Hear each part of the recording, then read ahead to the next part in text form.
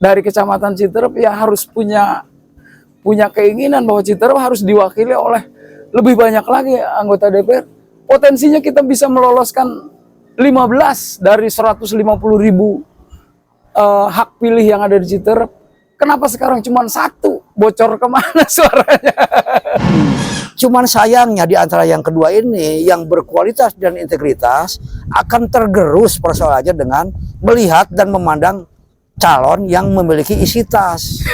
Ini yang bahaya. Ternyata itu permasalahannya. Ini permasalahannya. Sehingga Citerep itu hanya terwakili oleh satu karena ada isi tas. Ini yang bahaya.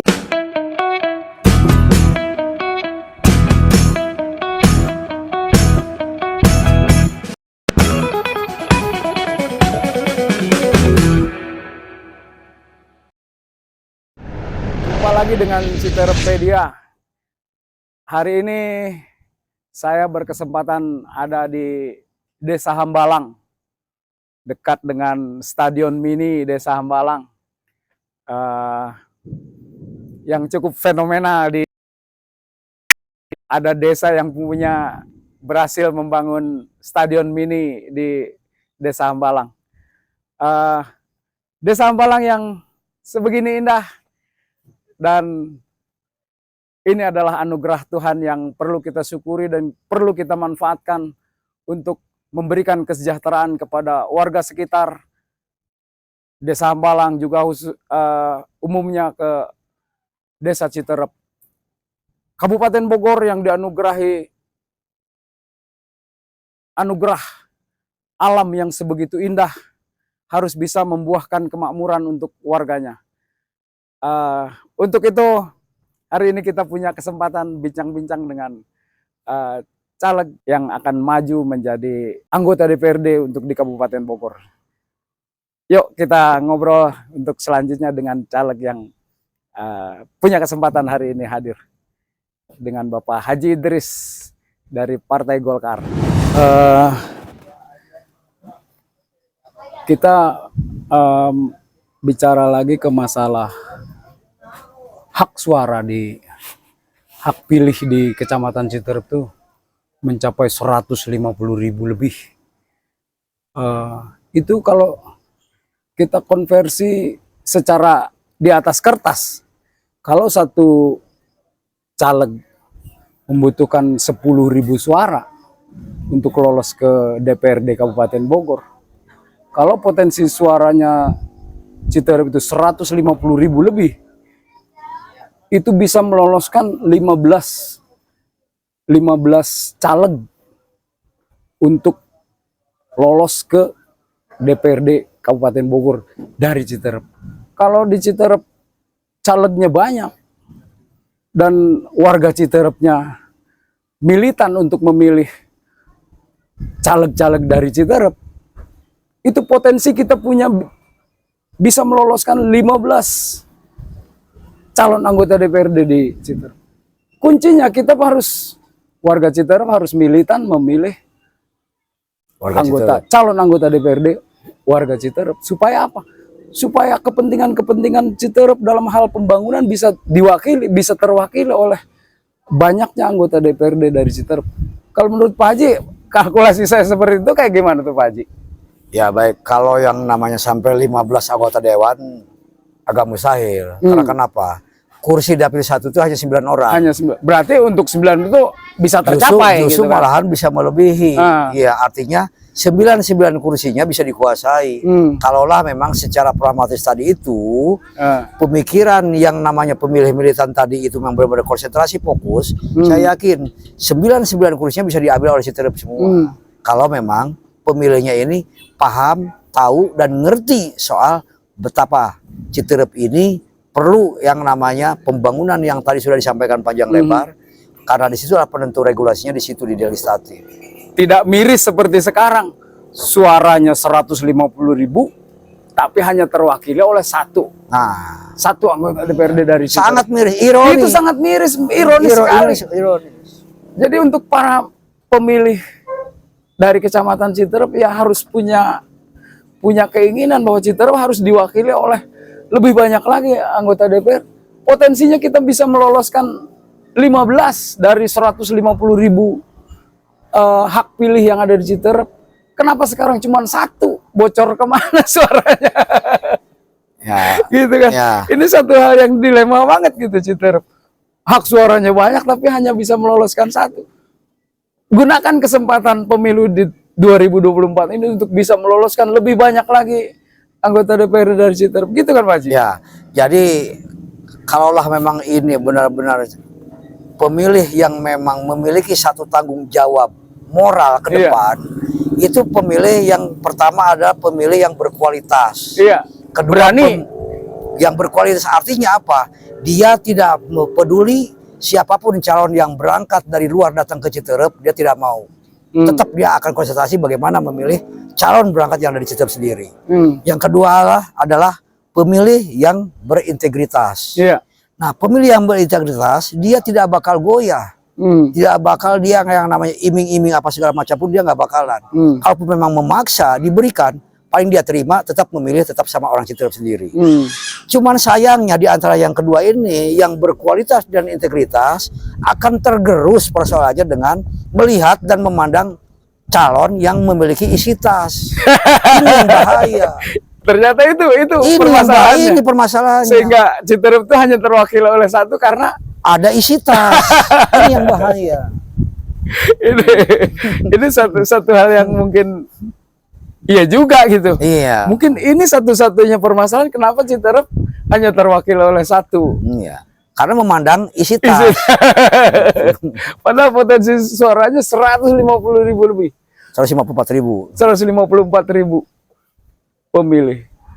Itu apa sih tantangan untuk para caleg khusus yang dari Citerep untuk punya trik untuk menyampaikan gagasan, pikiran dan segala macamnya untuk bisa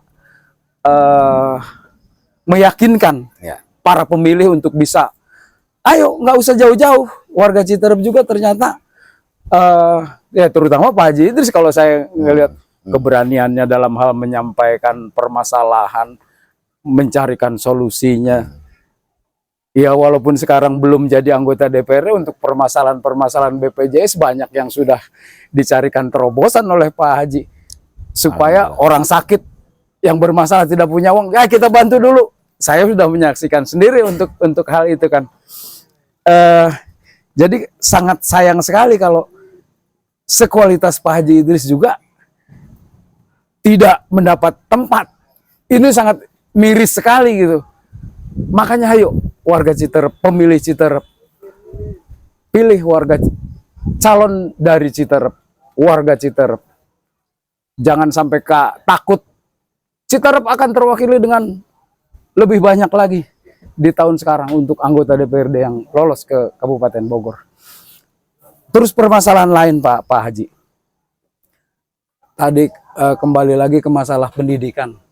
Di sini belum ada SMP, belum ada SLA, ya mungkin SMA sama SMK-nya belum. Sementara pendidikan tinggi udah ada di bawah, ada Unhan, ada Universitas Pemerintahan. Iya, lembaga-lembaga pemerintahan yang skalanya nasional bertempat di Desa Sukahati, Hambalang, terus apa?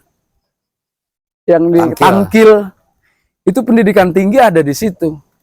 Sementara mungkin orang Citerep belum ada yang mewakili Citerep untuk menjadi mahasiswa di sana. Ini satu PR yang perlu dikejar. Paling enggak SMK, SLA yang umum itu harus ada yang memperjuangkan untuk di Hambalang ini ada pendidikan SLA. Ya. Termasuk di situ SMK-nya juga. Karena sampai saat ini belum ada SMK di Hambalang. Jadi baik Pak, begini Pak. Ini kita nih harus merubah paradigma dan merubah stigma, Pak. Sebenarnya tidak bahwa pemilu ke pemilu ini jangan mengandalkan kepada dewannya saja sebenarnya. Memang sebenarnya ini ada partisipasi bahwa wilayah saya terjadi begini dari tahun ke tahun. Kenapa? Nah ini masyarakat mestinya berpikir. Karena kenapa? Infrastruktur yang merasakan masyarakat. sekolah kekurangan yang merasakan masyarakat, kesehatan yang terjadi masalah pun masyarakat juga. Nah, mestinya masyarakat berpikir mencari bagaimana solusi, apa sih sebenarnya persoalan. Kalau memang ini cerdas masyarakat, jadi pemilu ini sebenarnya bukan pemilu saya katakanlah sebagai caleg, bukan pesta saya. Ini adalah pesta rakyat yang menjadi kebutuhan buat masyarakat 5 tahun ke depan. Supaya apa? Soal-soal selama ini dalam kehidupan terjawab lewat pesta pemilu ini. Karena kenapa?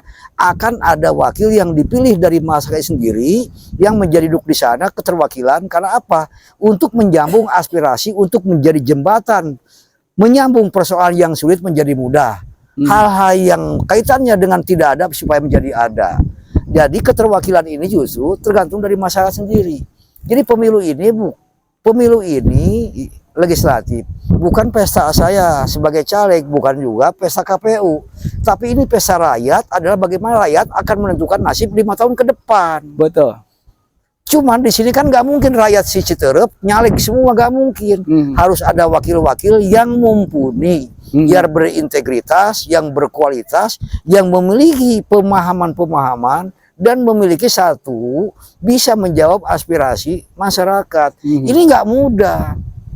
Makanya caleg, tidak semua warga menjadi caleg itu terpilih dan ada seleksi.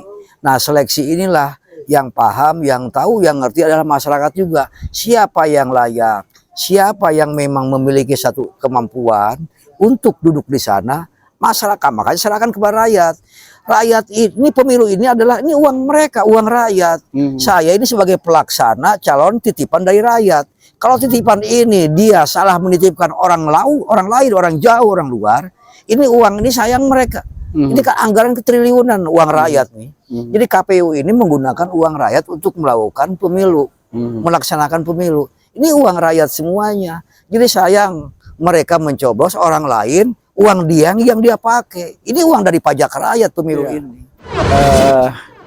Saya mengajak dalam kesempatan ini ke warga Citerep yang mempunyai hak pilih di dalam pemilu 2024 nanti, dan insya Allah di bulan Februari tanggal 14 kita punya hak untuk mencoblos.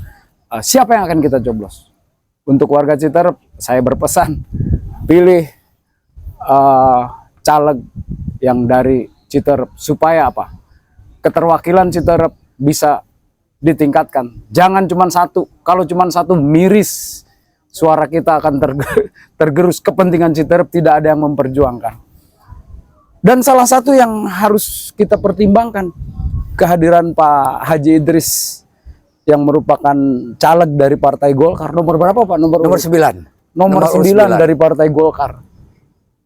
Kalau saya pribadi menilai keberaniannya dalam bicara, keberaniannya mencarikan terobosan untuk masalah-masalah yang dihadapi oleh warga masyarakat Citerep selama ini, walaupun Pak Haji Idris baru mencalonkan sebagai caleg di periode sekarang, walaupun belum menjadi caleg, pertolongan-pertolongan, bantuan-bantuan untuk warga masyarakat yang punya permasalahan bisa dijalankan.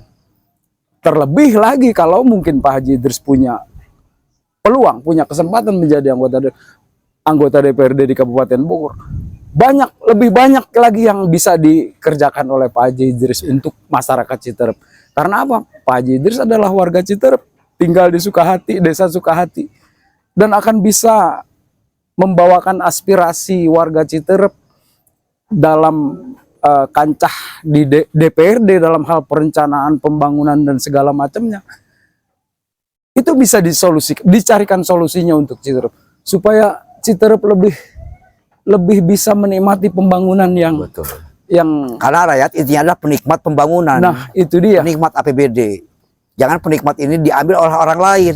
Citerepnya hanya menonton saja. Jadi mari kita menangkan caleg-caleg dari Citerep. Sebagai pemilih Citerep, mari kita menangkan caleg-caleg dari Citerep. Salah satunya yang perlu kita perjuangkan adalah Pak Haji Idris dari Partai Golkar nomor 9.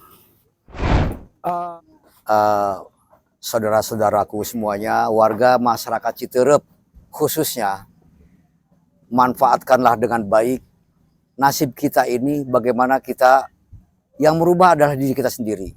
Perubahan Citerep bukan kepentingan saya, tapi kepentingan saudara-saudara semuanya warga Citerep.